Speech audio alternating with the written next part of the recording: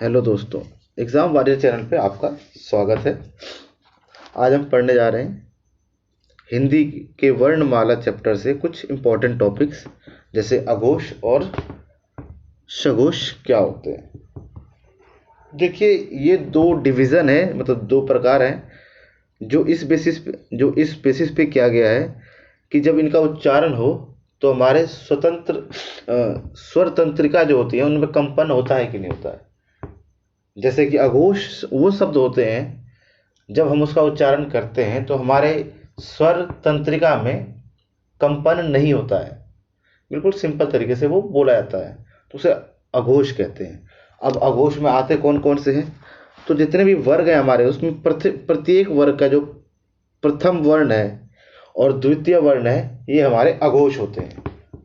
उसी तरह इसमें जो हमारे श है, तीनों श जो होते हैं, तालव्य श, दंत स, तीनों श भी इसी के अंदर आते हैं। ये तीनों हो गए अघोष। उसी तरह अब सघोष क्या होता है? सघोष वह ध्वनियाँ है जिसको बोलते वक्त हमारी स्वर तंत्रों में कंपन उत्पन्न होता है। और इसमें आते कौन कौन से हमारे, उस फर्स्ट मतलब प्रथम और द्वितीय छोड़ के जितने भी बचे हुए हैं सब हमारे सघोष में आते हैं। तो इसको याद करने के लिए बेसिकली आप, बहुत से लोग गन ट्रिक याद यूज़ करते हैं, वो सब इसमें कुछ नहीं है। सीधा इतना याद रखिए आप लोग कि अघोष है तो हर प्रत्येक वर्ग का प्रथम और द्वितीय वर्ण और प्लस तीनों श, बस खत्म। सिर्फ अघोष याद कीजिए। अघोष याद हो गया तो बाकी जो बचा वो तो सघोष होना ही है, तो आपको सघोष याद करने की जरूरत ही नहीं है, सिर्फ अघोष याद कीजिए। और आप चाहें तो इसका स्क्रीनशॉट ले सकते हैं, बिल्कुल शॉर्ट में मैंने इसका एक टेबल बना रखा है, उस पर आप कुछ स्क्रीनशॉट लीजिए, याद करने में भी आसानी होगी। याद क्या करना है इसमें, सिंपल यही है, प्रथम और द्वितीय वर्ण अघोष और तीनों स अघोष होते हैं, बस खत्म।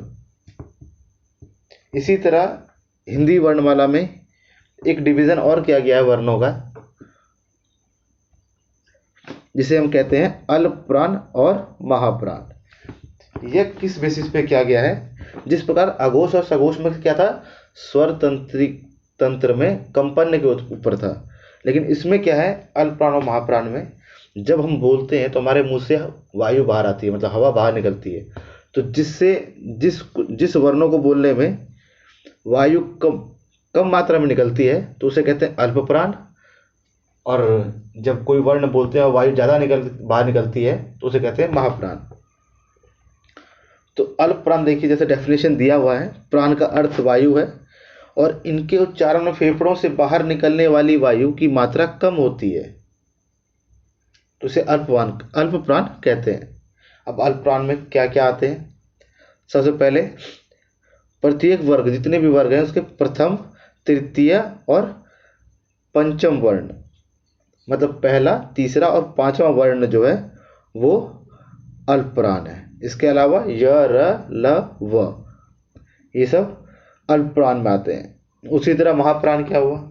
महाप्राण वो शब्द हुए जब हम बोलते हैं तो हमारे मुंह से बहुत ज़्यादा हवा बाहर निकलती है, वो होते हैं हमारे महाप्राण, जिसमें आते हैं आपके प्रत्येक वर्ग के दूसरा और चौथा वर्ण, और एक है अह, और ये उष्म वर्ग, तीनों स और एक ह, ये हमारे हो गए महाप्राण।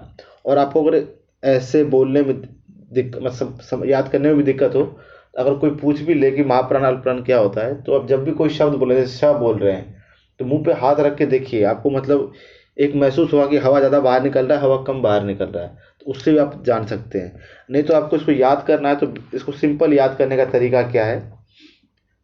सिंपल याद करने का इसका तरीका क्या है, इसमें बस आपको क्या याद करना है इसमें, जैसे अल्प प्राण क्या है, प्रत्येक वर्ग में पहला, तीसरा और पांचवा, ये होता है। और महाप्राण क्या होता है?